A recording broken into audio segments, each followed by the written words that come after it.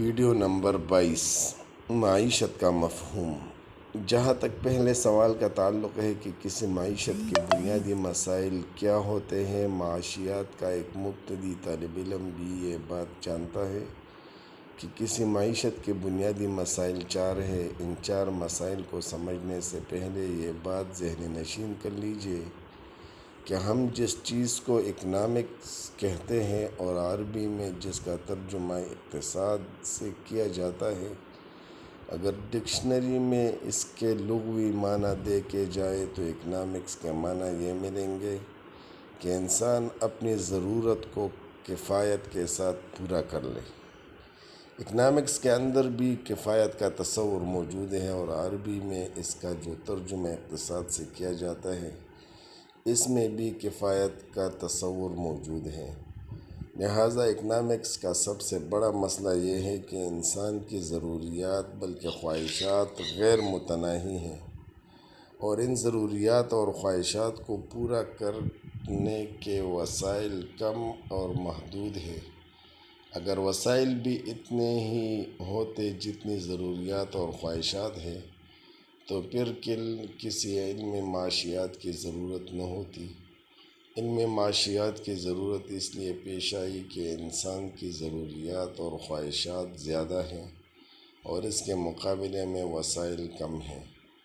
تو اب اس بات کی ضرورت پیش آئی کہ کس طرح ان دونوں کے درمیان مطابقت پیدا کی جائے جس کے ذریعہ کفایت کے ساتھ اپنی ضروریات اور خواہشات پوری ہو سکیں، اور یہی در حقیقت علم معاشیات کا موضوع ہے۔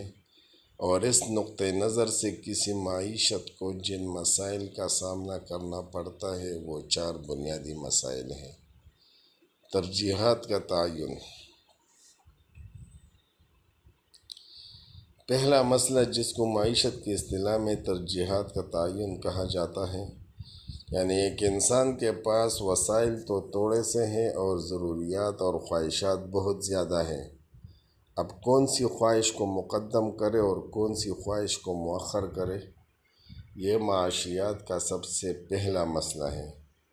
مثلاً میرے پاس 50 روپے ہیں۔ اب ان 50 روپے سے میں خوراک کے لیے بازار سے آٹا بھی خرید سکتا ہوں اور اس 50 روپے سے کپڑا بھی خرید سکتا ہوں اور کسی ہوٹل میں بیٹھ کر ریفریشمنٹ کھانے میں بھی خرچ کر سکتا ہوں اور ان 50 روپے سے کوئی فلم بھی دیکھ سکتا ہوں۔